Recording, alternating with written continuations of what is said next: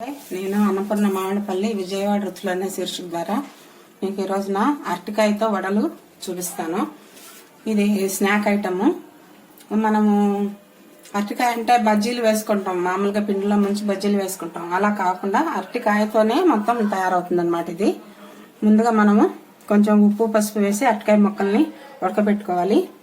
ఈ లోపల మనము కళాయిలో నూనె వేసి పొయ్యి మీద పెడితే అది కాగుతూ ఉంటుంది. మిగిలిన ఈ లోపల మనం ఇవన్నీ కలుపుకొని వడలకి ప్రిపరేషన్ చేసుకుందాము. అరటికాయ ముక్కలు, దాంట్లోకి శనగపిండి, 1 స్పూన్ శనగపిండి, 2 స్పూన్లు బియ్యపిండి, కొంచెంగా ఉల్లిపాయ ముక్కలు, పచ్చిమిరకాయ ముక్కలు, కొద్దిగా జీలకర్ర. ఇందాక అరటికాయ ముక్కలు మనం ఉడకబెట్టుకున్నవి ఉప్పు వేసాం కనుక కొంచెంగా ఉప్పు వేసుకుంటే చాలు, లేకపోతే ఎక్కువైపోతుంది. నేను ప్రొసీజర్ స్టార్ట్ చేసేటప్పుడు మళ్ళీ మీకు చూపిస్తాను. ఇదిగోండి, అరటికాయ ముక్కల్ని మెత్తగా పిసికేసి మ్యాష్ చేసుకొని ముద్దలాగా తయారు చేశాను. ఇందులోకి 1 స్పూను శనగపిండి వేసుకుంటే చాలు. 2 స్పూన్లు బియ్యపిండి వేసుకుందాం. 2 పచ్చిమిరపకాయలకి సరిపడాక ముక్కలు,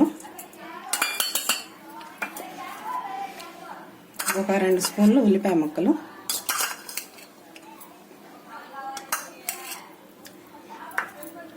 కొద్దిగా 1/4 స్పూను కొద్దిగా జీలకర్ర వేసుకుంటే సరిపోతుంది.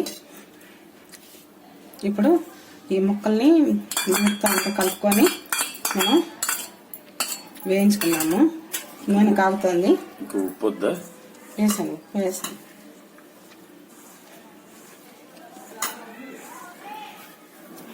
ఇదిగోండి, ఇలా అంతా కలిపేసేసి ముక్కలు, పిండి, ఉల్లిపాయ ముక్కలు అంత కదా ఆవపిండి. కారం ఉప్పు కంటే ఆవపిండి కొంచెం ఎక్కువగా తీసుకోండి. ఒక చిన్న 2 స్పూన్స్ ఎక్కువ వేసుకోండి, అప్పుడు ఆవ ఘాటుతో బాగుంటుంది అన్నమాట. ముందుగా మనం ఈ పొడిలు 3 కలిపి బాగా కలిసేలాగా కలుపుకుందాము. కొంచెంగా పసుపు వేసుకోవాలి. ఎంత చిటికెడు వేసుకుంటే సరిపోతుంది, కొంచెంగా పసుపు అన్నమాట. ఈ 3 పొడులు కలిపేసేసుకొని శుభ్రంగా ఒక బౌల్లో వేసుకొని, చూసారా కలిసిపోయినాయి. దీంట్లోకి ఈ దోసకాయ ముక్కలు వేసుకోండి. ఈ దోసకాయ ముక్కలకి ఈ పిండి బాగా పట్టేటట్టుగా కలపండి.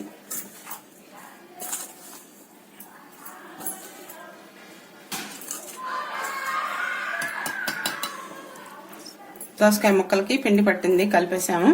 ఇది అయిన తర్వాత ఆఖరిగా ఈ చిన్న గ్లాస్తో నూనె తీసుకొని ఈ నూనె ఇందులో కలిపేసుకోండి. నూనె కొంచెం తక్కువే వేసుకోవాలి, ఎందుకంటే కలిపిన కొంచెంసేపటికే దోసకాయ ఉప్పు అన్ని తగిలేపటికి ఊట వస్తుంది. దానివల్ల ఎక్కువ పలచగా అయిపోతుంది అనమాట. మనం ఇప్పుడు ఇట్లా కొంచెం గట్టిగా కనుక కొంచెం కలుపుకుంటే మనం తినే టైంకి కాసేపటికి ఇది రెడీ టు ఈట్ అనమాట. కలిపిన వెంటనే ఒక అరగంట నుంచి కావాలంటే వేసుకొని తినేసేయచ్చు. అందుకని అప్పటికప్పుడే కలుపుతారు. దోసకాయ బాగా ఘాటుగా ఉంటుంది, రుచిగా ఉంటుంది అన్న ఉద్దేశంతో ఎవరైనా కానీ శుభకార్యాలు అప్పుడు వంట చేసేవాళ్ళు ఎవరైనా అప్పటికప్పుడే దాన్ని కలిపి ఉంచుతారు. భోజనాలు వడ్డించే టైంకి ఇది కరెక్ట్గా తయారైపోతుంది అనమాట. చూసారా, కొంచెంగా నూనె గట్టిగా ఉంది ఏంటని అనుకోవద్దు. ఆ తర్వాత ఇది శుభ్రంగా ఊటతో పలుచగా తయారవుతుంది అన్నమాట. దోసకాయ రెడీ అయిపోయింది. ఒక అరగంట ఆగిన తర్వాత చక్కగా భోజనాల్లో నూనె కానీ నెయ్యి కానీ వేసుకొని దీన్ని కలుపుకొని తింటే చాలా ఘాటుగా రుచిగా ఎంతో బాగుంటుంది. టిఫిన్స్లో కూడా ఇది వేసుకొని తింటుంటారు.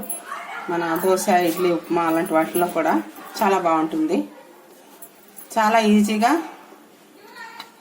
కొంచెం రెసిపీస్తో చాలా తేలిగ్గా ఏమీ పెద్దగా శ్రమ పడకుండా చేసేసుకునేటువంటి ఇది పచ్చడి అన్నమాట.